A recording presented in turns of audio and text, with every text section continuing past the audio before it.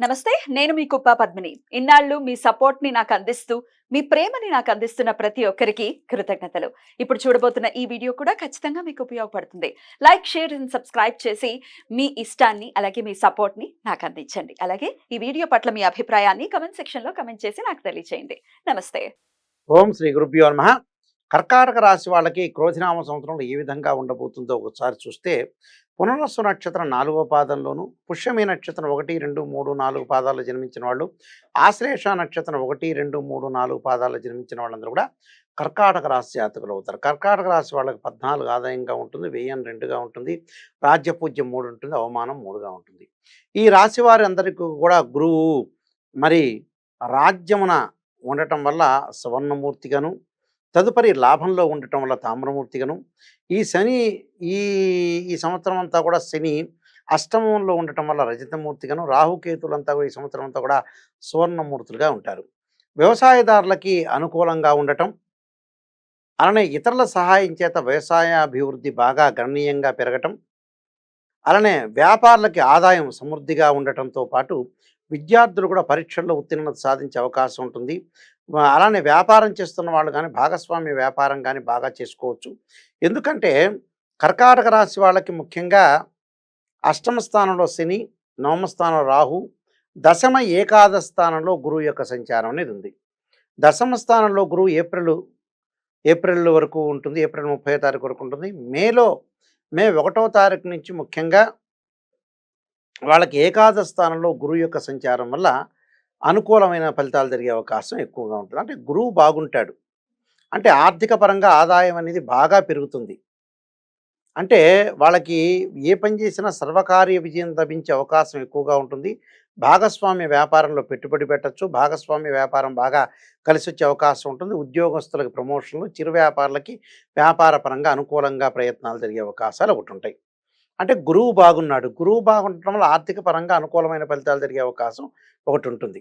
అలానే వివాహం కాని స్త్రీ పురుషులందరూ కూడా వివాహాలు జరగటం, ప్రేమించుకున్న యువతి యువకులకు కూడా పెద్దల అనుమతి ద్వారా సంబంధాలను కుదుర్చుకోవటం, అలానే మంచి వివాహ సంబంధాలు కూడా కలిగే అవకాశాలు ఉండటం, అలానే విద్యార్థులు ఉత్తీర్ణత శాతం పెరగటం, అలానే విద్యార్థులు మంచి పాస్ అయ్యే అవకాశాలు, విదేశాల్లో కూడా సీట్లు లభించే అవకాశం ఎక్కువ ఉంటుంది. విదేశాలకు వెళ్ళే అవకాశాలు కూడా విద్యార్థులకు మెండుగా ఉంటాయి.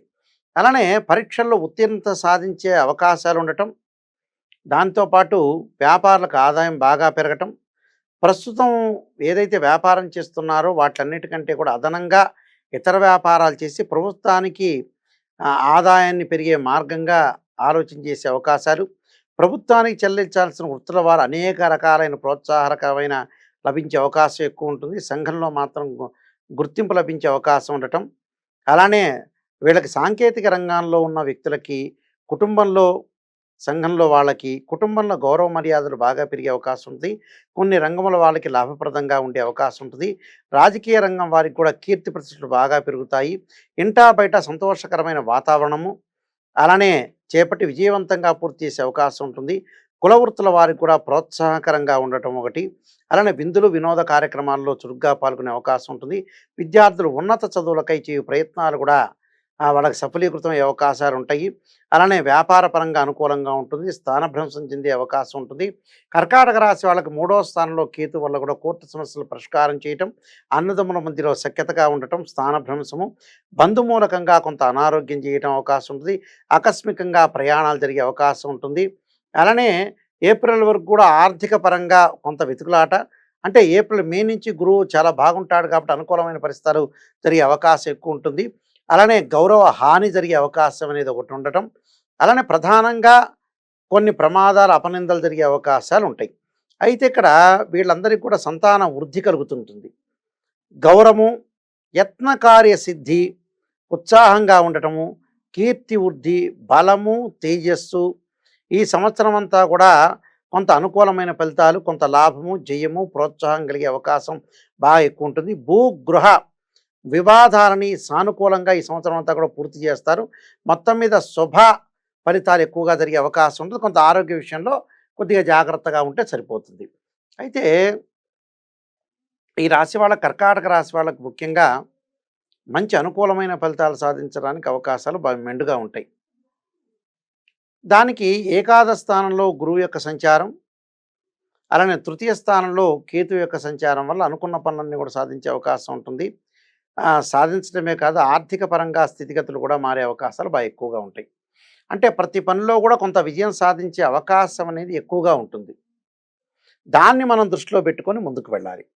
అంటే ఈ రాశి వాళ్ళకి రవి, బుధ, శుక్ర గ్రహాల వల్ల కూడా అనుకూలం ఉంటుంది. అవి నెల రోజులకు ఒకసారి ఒక రాశి నుంచి మరో రాశికి మారుతుంటాయి. కుజుడు 45 రోజుల కాలం అనేది ఒకటి ఉంటుంది. కాబట్టి ఈ రాశి వాళ్ళందరికీ కూడా వృత్తి, ఉద్యోగ, వ్యాపార రంగాల్లో అనుకూలమైన ఫలితాలు దొరుకుతాయి. ఆర్థిక పరంగా అనుకూలంగా ఉంటుంది. ప్రయాణాల వల్ల లాభం.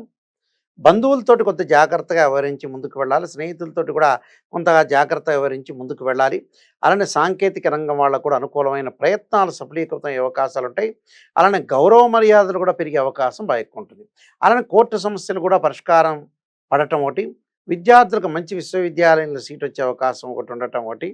అయితే ఏమిటంటే కర్కాటక రాశి వాళ్ళు కొంత ఆరోగ్యపరంగా కొంత జాగ్రత్తగా ఉండి ముందుకు వెళ్తే వాళ్ళకి మంచి ఫలితాలు జరిగే అవకాశాలు ఎక్కువగా ఉంటాయి. ఈ విషయాలు కొద్దిగా గమనించి ముందుకు వెళ్ళాలి. ఎందుకంటే తృతీయ స్థానంలో కేతు యొక్క సంచారం వల్ల అనుకూలమైన ఫలితాలు, అలానే అష్టమ స్థానంలో శని యొక్క సంచారం వల్ల కొంత ఆరోగ్యపరంగా, అంటే ఈ అక్టోబర్, నవంబర్ మాసాల్లో వక్రత్యాగాలు, వక్రారంభాలు ఉంటాయి కాబట్టి ఆరోగ్యపరంగా అక్టోబర్, నవంబర్ మాసాల్లో కొంత జాగ్రత్త వివరించండి. మరి గురువుగారండి, మరి అష్టమ స్థానంలో శని ఉన్నాడంటే నెక్స్ట్ ఇయర్ మార్చి 29వ తారీఖున నవమ స్థానంలోకి శని సంచారం వల్ల కొంత అనుకూలం జరుగుతుంటుంది. కాబట్టి ఇప్పుడు ఏదో గోచారీత్యా మాకు శని బాగలేదనే ఆలోచన కాకుండా మనకి ఈ శని వెళ్ళిపోయే సమయంలో ముఖ్యంగా ఆరోగ్యపరంగా కొంత జాగ్రత్త తీసుకోండి. ఎందుకంటే ఆరోగ్యపరంగా జాగ్రత్త కూడా చాలా అవసరం. దానికి కారణం ఏంటంటే ఆరోగ్యపరంగా జాగ్రత్తగా ఉండటానికి కొన్ని కారణాలు ప్రత్యేకంగా తీసుకొని ముందుకు వెళ్ళాలి. అంటే శని అష్టమ స్థానంలో ఉండటం వల్ల కొంత ఏదైనా సరే దీర్ఘకాలిక వ్యాధులు ఉన్నవాళ్ళు, దానితో పాటు దీర్ఘకాలిక వ్యాధులతో పాటు ఆస్తమా కానీ, బీపీ కానీ, షుగర్ ఉన్న వాళ్ళు కూడా కొంత జాగ్రత్తగా ఉండాలి. లేకపోతే కొన్ని ఫలితాలు అనేవి అనుకూలంగా ఉండవు. కాబట్టి ఆరోగ్యపరంగా జాగ్రత్త తీసుకోండి. నెక్స్ట్ ఇయర్ మీకు ఎటు కూడా శని వెళ్ళిపోతున్నాడు. శని వెళ్ళిపోతుంటే కూడా చాలా మంచి ఫలితాలు జరిగే అవకాశం ఉంటుంది. కాబట్టి కొద్దిగా ఈ సంవత్సరం కొంత ఆరోగ్యపరంగా ప్రయారిటీ చేయండి. ఆర్థిక పరంగా, ఆదాయపరంగా, వృత్తి వ్యాపార రంగం వాళ్ళకి అనుకూలమైన ఫలితాలు జరిగే అవకాశం ఉంటుంది. కాబట్టి విద్యార్థులకు కూడా మంచి ఫలితాలు జరిగే అవకాశాలు ఉంటాయి. కాబట్టి ఎలాంటి ఆందోళన చెందకుండా మొత్తం మీద ఈ సంవత్సరం అంతా కూడా సుఫలితాలు జరిగే అవకాశాలు ఎక్కువగా ఉంటాయి. మిగతా గ్రహాలన్నీ మనం అంచనా వేసినా కూడా కొంత బంధువుల విషయంలో కొద్దిగా జాగ్రత్తగా ఉండాలి. వీళ్ళ ఆరోగ్యాన్ని వీళ్ళు కాపాడుకుంటూ ముందుకు వెళ్తే మంచి ఫలితాలు జరిగే అవకాశం, శ్రమకు తగ్గిన ఫలితం ఉండటం ఒకటి, అలానే గుర్తింపుతో పాటు సంతాన వృద్ధి, నూతనంగా మనం ఏదైనా సరే కృషి చేసామంటే ఆ కృషికి లాభం ఉండటం ఒకటి, గౌరవ మర్యాదలు, యత్న కార్యసిద్ధి కూడా కలిగే అవకాశం ఉంటుంది. కీర్తి వృద్ధి, బలము, తేజస్సు, ఇలాంటి విరోధి నాశనం అయ్యే అవకాశాలు కూడా ఎక్కువగా ఉంటాయి. కాబట్టి ఈ సంవత్సరం అంతా కూడా అనుకూలమైన ఫలితాలు జరిగే అవకాశం ఉంటుంది. కాబట్టి తప్పకుండా ఈ విషయాన్ని మీరు గుర్తించి ముందుకు వెళ్తే మంచి జరిగే అవకాశం ఉంటుంది. కొన్ని ప్రత్యేకంగా పరిహారాలు చేసుకొని ముందుకు వెళ్ళాలి.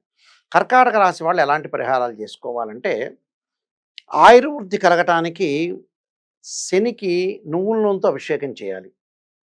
అలానే నల్లని ద్రాక్షారసంతో శనికి నీలాంజన సమాభాసం రవిపుత్రేమాగ్రజం ఛాయా మార్తాండ సంభూతం తమ్ నమా చేసి ఎక్కడైనా సరే నల్ల చీమలకు పెట్టడం కానీ, ఆ గుళ్ళో వేయటం కానీ జరిగితే మన శని యొక్క దోషం అనేది పోయే అవకాశం ఉంటుంది. కాబట్టి తప్పకుండా నేను చెప్పిన పరిహారాలు చేయండి, చాలా మంచి జరిగే అవకాశం ఉంటుంది. ఈ క్రోధినామ సంవత్సరంలో కర్కాటక రాశి వాళ్ళందరూ కూడా సుఫలితాలు జరగాలని ఆశిస్తూ సర్వే జనా సుఖినో భవంతు.